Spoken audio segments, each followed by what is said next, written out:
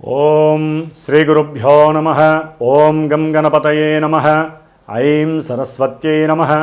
ఓం శ్రీమాత్రే నమః. హరి ఓం. జపాకుసుమ సంకాశం కాశ్యపేయం మహాద్యుతిం తమోరిం సర్వపాపజ్ఞం ప్రణతోస్మి దివాకరం. ఓం శ్రీ సూర్యనారాయణ స్వామినే నమః. ఓం జ్ఞానానందమయం దేవం నిర్మలస్ఫటికాకృతిం ఆధారం సర్వవిద్యానాం శ్రీ హయగ్రీవముపాస్మహే. శ్రీ హయగ్రీవాయ నమః. ఆదిత్యాయ చ సోమాయ మంగళాయ బుధాయ చ గురుశుక్ర శనిభ్యశ్చ రాహవే కేతవే నమో నమః.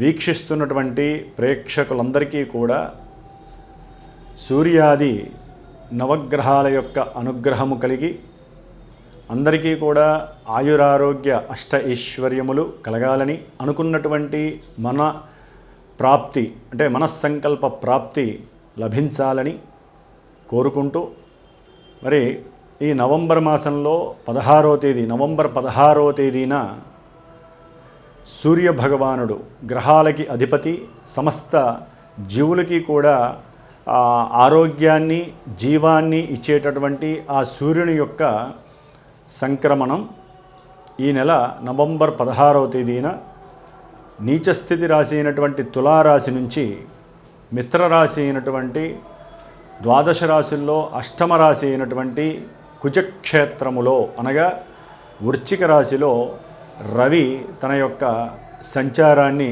దాదాపుగా డిసెంబర్ 16వ తేదీ 30 రోజులు కూడా మిత్ర నక్షత్రమైనటువంటి విశాఖ నక్షత్రములో, అట్లాగే అనురాధ నక్షత్రము శత్రు నక్షత్రమైనటువంటి శని నక్షత్రములో, మిత్ర నక్షత్రమైనటువంటి లాభకరమైనటువంటి బుధ నక్షత్రము జ్యేష్ఠ నక్షత్రంలో తన యొక్క సంచారాన్ని సలుపుతూ, అట్లాగే మనకి మాసవారి అంటే రవి సంక్రమణ సమయంలో ఉన్నటువంటి గ్రహస్థితులను బట్టి కనుక చూసుకున్నట్లయితే కుజుడు కూడా తన యొక్క స్వక్షేత్రమైనటువంటి వృశ్చిక రాశిలో ఇప్పటికే తన యొక్క సంచారాన్ని చేస్తూ ఉన్నాడు. అట్లాగే బుధుడు తులారాశిలో వక్రగతిని పొంది దాదాపుగా ఈ బుధగ్రహము నవంబర్ 10వ తేదీ నుండి నవంబర్ 23 వరకు కూడా వృశ్చిక రాశిలో వక్రత్వాన్ని పొంది సంచారం చేస్తూ నవంబర్ 29వ తేదీన డైరెక్ట్గా మళ్ళీ ప్రయాణాన్ని చేస్తూ ఉంటాడు. డిసెంబరు 6న మళ్ళీ వృశ్చిక రాశిలోకి వస్తాడు.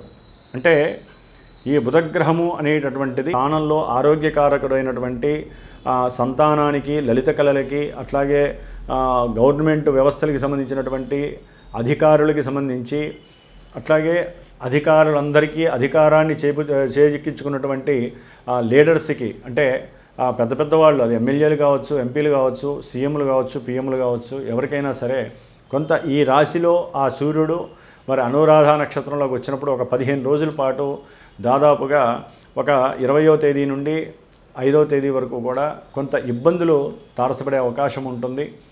గురువు యొక్క దృష్టి వలన కొంత కంట్రోలింగ్ పరిస్థితి ఉంటుంది. ఏదేమైనప్పటికీ పెద్ద గ్రహాలైనటువంటి గురుడు, శని, అట్లాగే రవి, కుజులు వీళ్ళందరూ మరి ఆ జలతత్వ రాశిలో ఉండటం అనేది కొంత ఇబ్బందికరమైనటువంటి పరిస్థితులు కలుగుతాయి.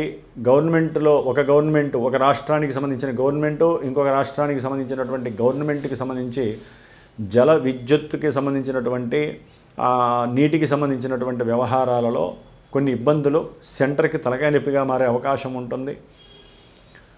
ముఖ్యంగా ఈ రవిగ్రహ మార్పు అనేటటువంటిది ద్వాదశ రాశుల వారికి ఏ విధంగా ఉంటుంది, అట్లాగే కొన్ని రాశుల వారికి రాహుగ్రహ ప్రభావము, ఏలినాడి శని ప్రభావము, ఆరోగ్యకారకమైనటువంటి రవిగ్రహ ప్రభావము, ప్రమాదాలని సూచించి ప్రమాదాలని చేసేటటువంటి కుజగ్రహ ప్రభావము, ఈ విధంగా ఈ గ్రహాల యొక్క దోష పరిహారార్థమై మరి మా యొక్క శ్రీమాత జ్యోతిషాలయ పీఠంలో ఈ నెల కార్తీక మాసంలో 12వ తేదీ 13వ తేదీ కాశీక్షేత్రంలో గంగానది తీరంలో కూర్చొని శతలింగార్చన 108 మృత్తిక అంటే పుట్టమన్నతో చేసినటువంటి మృత్తికా లింగాలకి శతలింగార్చన కార్యక్రమము చేసి పంచముఖి రుద్రాక్షకి కూడా అక్కడ అభిషేకం చేసి ఎవరైతే వారి యొక్క శని దోషాలు పోయి ధనప్రాప్తి కోసము, అట్లాగే కొన్ని గండాలని ఇబ్బందుల్ని తొలగించుకోవడానికి పరమేశ్వరుడు యొక్క అనుగ్రహము, కాశీ విశ్వేశ్వరుడు యొక్క అనుగ్రహము పొందటానికి ఎవరైతే మనస్ఫూర్తిగా సంకల్పిస్తారో వారు మా పీఠానికి ఫోన్ కానీ వాట్సాప్ మెసేజ్ కానీ చేసి వారి యొక్క గోత్రనామాదులతో తగినటువంటి దక్షిణని చెల్లించి చక్కగా మీరు కూడా ఆ యొక్క ఈశ్వరారాధనలో పార్టిసిపేట్ చేసే అదృష్టాన్ని తీసుకొని ఆ ప్రసాదాన్ని పొంది ఆరోగ్యము, ఐశ్వర్యము ఇవి పొందేటటువంటి పరిస్థితిని తీసుకోగలుగుతారని, అట్లాగే ఈ ద్వాదశ రాశుల వారికి ఈ నవంబర్ 16 నుంచి డిసెంబర్ 16 వరకు ఏ రాశుల వారికి ఈ గ్రహాల యొక్క మార్పులు, స్థితిగతులు ఏ విధమైనటువంటి పరిస్థితులను కలుగజేస్తాయో తెలుసుకుందాం. మేషరాశి వారికి నవంబర్ 16 నుంచి డిసెంబర్ 16వ తేదీ వరకు కూడా ఆరోగ్యకారకుడైనటువంటి సూర్య భగవానుడు అష్టమ రాశిలో సంచరిస్తూ అష్టమానికి అధిపతి అయినటువంటి మేషరాశ్యాధిపతి అయినటువంటి కుజుడితో సంచరిస్తూ, అట్లాగే సమస్త అనారోగ్యాలని, త్రిగుణాత్మిక దోషాలని కలుగజేసేటటువంటి వక్రీగత బుధుడితో కలిసి శిరో సంబంధిత అనారోగ్య సమస్యలు, నరములకి సంబంధించినటువంటి ఇబ్బందులు, ఆకస్మికంగా తండ్రి యొక్క అనారోగ్య సూచనల వలన ఆరోగ్యము, మానసిక ఒత్తిడి, ఆత్మ సంక్షోభ క్రియలు వీరిని చాలా ఇబ్బందులకి గురిచేస్తాయి. బంధువులతో అవసరం లేనటువంటి మాటలు, వాటి వలన చికాకులు, నిద్ర లేకపోవటము, కోపము, ఆవేశము పెరగటము, అలాగే వీరు చేసేటటువంటి ఉద్యోగాదుల పరంగా ఆకస్మికంగా అనుకోని చికాకులు మీద పడటము, దాని ద్వారా వీరి యొక్క రక్త ప్రసరణ వ్యవస్థలో కాస్త హై రేంజ్ రావటము, ఆ హై రేంజ్ అవ్వటం ద్వారా వీరికి మెదడుకి సంబంధించినటువంటి కొన్ని దోషాలు, హృదయానికి, జీర్ణకోశానికి సంబంధించినటువంటి దోషాలు, అట్లాగే అంతకు మించి ఇంకా ఈ యొక్క ద్వాదశ రాశుల్లో అష్టమ రాశి అయినటువంటి ఈ వృశ్చిక రాశి జలతత్వము కావటము, అది మర్మాంగ స్థానాలని సూచిస్తుంది, అండాశయానికి సూచిస్తుంది. కాబట్టి స్త్రీ పురుషులు ఎవరైనా సరే ఆరోగ్యం పట్ల జాగ్రత్త వహించండి. ఎటువంటి హై టెన్షన్స్ పెట్టుకోకుండా, బంధువుల గురించి అధికంగా మాట్లాడుకోకుండా, తండ్రిని గౌరవిస్తూ అన్నదమ్ములతో పొరపచ్చాలు లేకుండా మాట్లాడండి, అబద్ధాలు ఆడకండి.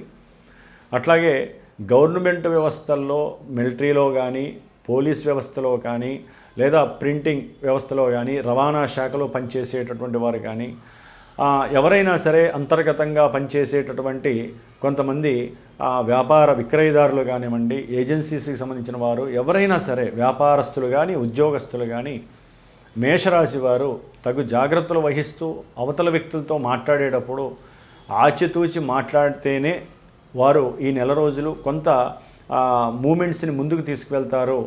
లేకపోతే ఇటు గురుబలం అనేటటువంటిది వీరికి 11వ తారీఖు వరకే ఉంది. తదుపరి ఆయన వక్రీగతం అవడం ద్వారా రియల్ ఎస్టేటర్స్కి కొన్ని ఇబ్బందులు, నష్టాలు, కష్టాలు, ఎన్నో రకాలైనటువంటి కొంతమంది రియల్ ఎస్టేట్ వ్యవస్థాదారులకి అవసరం లేనటువంటి గవర్నమెంట్ పరంగా కూడా కొన్ని ఇబ్బందులు కలుగుతాయి. అట్లాగే రైడ్స్ జరిగే అవకాశం ఉంటుంది. పెద్ద పెద్ద వాళ్ళ ఇంట్లో కానీ, పోలీసుల ఇళ్లలో కానీ, లేకపోతే రియల్ ఎస్టేట్కి సంబంధించిన వాళ్ళలో కానీ, రాజకీయ నాయకుల్లో ఉన్నటువంటి వాళ్ళు, ముఖ్యంగా బంధువులు కావచ్చు, అన్నదమ్ములు కావచ్చు, తండ్రి కావచ్చు, సంతానపరంగా వీళ్ళల్లో ఎవరో ఒకళ్ళు గోప్యంగా ఇంటిమేషన్స్ ఇవ్వటము, వీరికి ఉన్నటువంటి ఆస్తిపాస్తుల గురించి, వీరు చేసేటటువంటి కొన్ని లంచగొండితనమైనటువంటి వ్యవహారాలని అవతల వాళ్ళకి చేరవేసి అవసరం లేనటువంటి, అనవసరమైనటువంటి చిక్కులు, చికాకులు కలుగజేసే అవకాశాలు ఎక్కువగా ఉన్నాయి. అట్లాగే ముఖ్యంగా శుక్రగ్రహము కూడా వీరికి దాదాపుగా ఈ నెలాఖరులోనే 27వ తేదీ నుంచి వృశ్చిక రాశిలోకి రావటం వలన భార్యాభర్తల మధ్య ఆర్థికపరమైనటువంటి, సంతానపరమైనటువంటి, లేకపోతే అన్నదమ్ములు, అక్క చెల్లెలతో కూడినటువంటి కుటుంబ సంబంధిత విషయాలకు సంబంధించి ఎన్నో అగంతుక, అవసరం లేనటువంటి ఆకస్మిక ఇబ్బందులు కలుగుతాయి.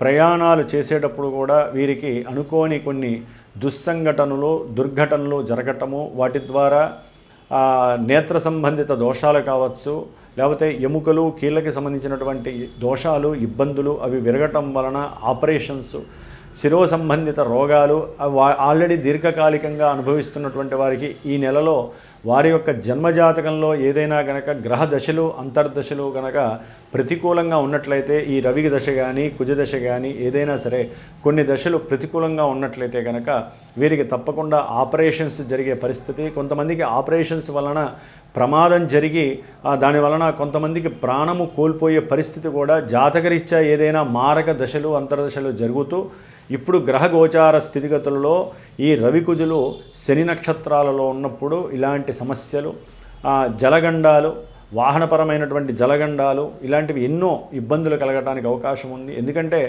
సూర్యభగవానుడు అనేటటువంటి వాడు గ్రహరాజే కాదు, సమస్త జీవరాశులకి ఇటు ఆత్మశక్తినిస్తాడు, నిగ్రహశక్తినిస్తాడు, పంచభూతాల ద్వారా మనకు కావాల్సింది ఇస్తాడు. ముఖ్యంగా వ్యవసాయము, జంతువులకి సంబంధించినటువంటి రక్షణని, పోషణనిస్తాడు. వ్యవసాయంలో కూడా దుంపజాతులకు సంబంధించినటువంటి వ్యవసాయ ఇతర పండ్లని లేకపోతే దుంప జాతికి సంబంధించినటువంటి కూరగాయలని కూడా కొంత రేట్లు పెరగటము, లేకపోతే వాటిని ఏదో ఈ జల సంబంధిత అంటే వరుణుడు ఆగ్రహించి ప్రతికూలమైనటువంటి వర్షాలు పడటం ద్వారా అవి కాస్త కొట్టుకుపోవటము ఇలాంటివి జరిగే అవకాశాలు ఉంటాయి. ముఖ్యంగా వీరికి ఈ నెలాఖరు 28 నుంచి ఏలినాటి శని ప్రభావం అధికంగా ఉంటుంది. ఎందుకంటే శని తన యొక్క రిట్రోగ్రేడ్ని వీడి, వక్రీగతాన్ని వీడి రుజుమార్గంలో ప్రవేశించడం ద్వారా వీరికి ఆర్థిక సంక్షోభం మళ్ళీ ప్రారంభమవుతుంది. అట్లాగే చేసేటటువంటి వృత్తిలో కాస్త మళ్ళీ దూర ప్రయాణాలకి ట్రాన్స్ఫర్ అవ్వటము, లేకపోతే వారిని ఆ ఉద్యోగంలోంచి తీసివేయటము ఇలాంటి ప్రక్రియలు కూడా ఏలినాటి శని ప్రభావము వీరిని మళ్ళీ కొంప ముంచినంత పని చేసే అవకాశము ఈ యొక్క మేషరాశి వారికి ఉంది. ఎందుకంటే గురుడు కూడా ఈ డిసెంబర్ 5 తర్వాత మరలా 3వ స్థానంలోకి వస్తున్నారు. ఇప్పటివరకు గృహపరమైనటువంటి సమస్యలు లేకుండా చాలా సాఫ్ట్గా ఇల్లులు కట్టుకోవటము, స్థలాలు కొనుక్కోవటము, వెహికల్స్ కొనుక్కోవటము ఇలాంటివి ఎన్ని కష్టాలు పడైనా సరే చేసుకున్నటువంటి వాళ్ళకి మళ్ళా వక్రీగత గురువు వక్రించి వెనక్కి రావడం ద్వారా మిథున రాశిలోకి కొన్ని సమస్యలకి కారణమయ్యే అవకాశం ఉంటుంది. వారి యొక్క పరాక్రమము కాస్త దిగాలు పడే అవకాశం ఉంటుంది. అట్లాగే పంచమంలో ఉన్నటువంటి కేతువు కాస్త అట్లాగే లాభంలో ఉన్నటువంటి రాహువు ఏదేమైనప్పటికీ కూడా కుటుంబంలో సంతానపరమైనటువంటి కొన్ని ఇబ్బందులు తలెత్తే అవకాశము ఉంటుంది. వీరికి అష్టమంలో ఉన్నటువంటి కుజగ్రహము, లాభంలో ఉన్నటువంటి రాహుగ్రహాన్ని చూడటం ద్వారా వీరి యొక్క ఆరోగ్యరీత్యా ఆపరేషన్స్ అయినా కొంత తగ్గుముఖం పట్టే అవకాశము నవంబర్ 23 నుంచి ఉంటుంది. ఏదేమైనప్పటికీ వీరు రవి కుజ గ్రహాలకి అట్లాగే శనిగ్రహాలకి సంబంధించినటువంటి జపతపాదుల్ని చేయించుకోండి. అట్లాగే ఏదైనా సరే శివాలయాలలో రుద్రాభిషేకాలు తప్పకుండా చేయించండి.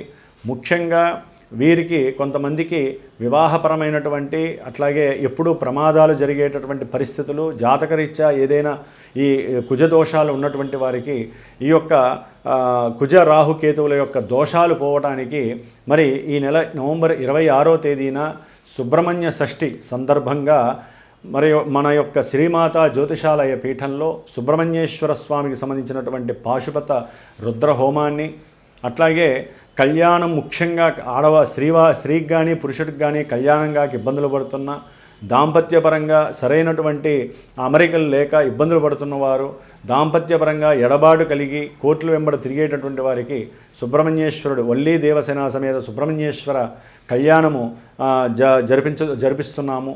కాబట్టి ముఖ్యంగా ఈ కార్తీక మాసంలో నవంబర్ 12, 13వ తేదీన కాశీక్షేత్రంలో ఏలినాడి శని ప్రభావము, కుజరాహుల యొక్క దృష్టి ప్రమాదము, అట్లాగే అష్టమంలో ఉన్నటువంటి రవికుజుల యొక్క దోష ప్రకారము అనారోగ్య నివృత్తి కోసము, ఆరోగ్యము కోసం, మెయిన్ ఆరోగ్యము కోసము శతలింగార్చన కార్యక్రమం 108 లింగాలతో ఆ పరమేశ్వరుడికి పుట్టమన్ను లింగాలతో మృత్తికాలింగాలకి అభిషేకము అర్చన కావించి ఆ యొక్క ప్రసాదము కాలభైరవుని యొక్క దేవాలయంలో అర్చించినటువంటి ఆ యొక్క కాలభైరవుని యొక్క ప్రసాదము కూడా రక్షగా అందజేయడానికి నిశ్చయించుకున్నాం. కాబట్టి ఎవరైనా సరే కంపల్సరీ ఈ యొక్క హనుమాన్ చాలీసాని హనుమంతుడి యొక్క పూజల్ని తప్పకుండా చేయండి.